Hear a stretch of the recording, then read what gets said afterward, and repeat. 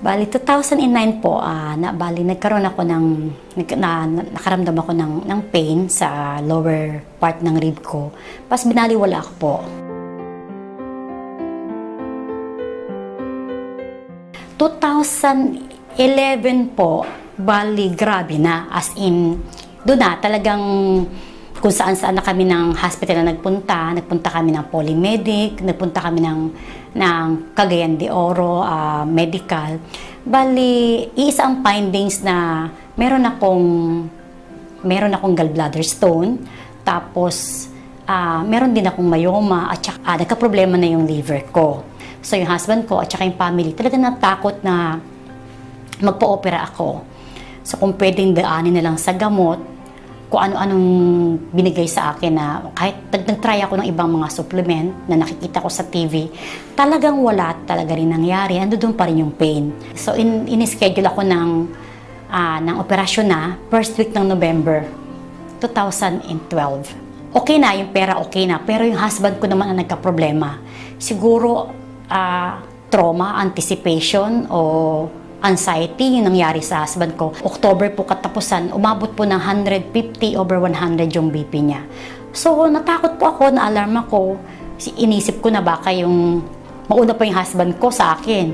Isa sa mga distributor ng Alliance in Motion Global, yung nakapag-recommend po kami, kasamahan ko sa school, si Miss Lai, nakapag-recommend po sa amin ng C24/7.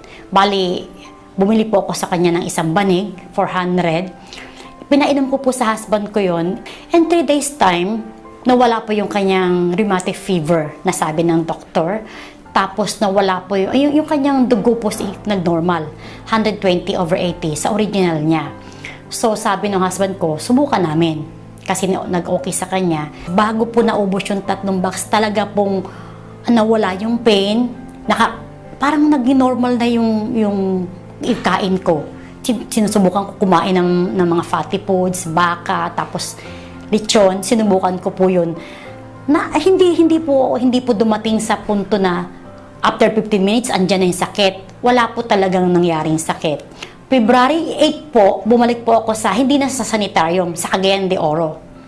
Doon po ako sa medical, sa Malaya na po ako nagpa-ultrasound. Negative na po, okay na yung liver ko, wala na po silang makitang polyps ko. Yung myoma ko po, sabi nila kahit na meron pang konti, pero sabi niya okay na siya. Ma'am, nagkaroon ba kayo ng stone dati? Sabi ko, opo. Kasi namamaga pa raw po yung pinagtanggalan ng stones. Sabi niya, pero wala raw po siyang makitang stones. Actually po, ayaw namin siya sanang trabahuin. Kasi gusto namin maging user lang kami. Pero sabi ng husband ko, kung makakatulong tayo, why not?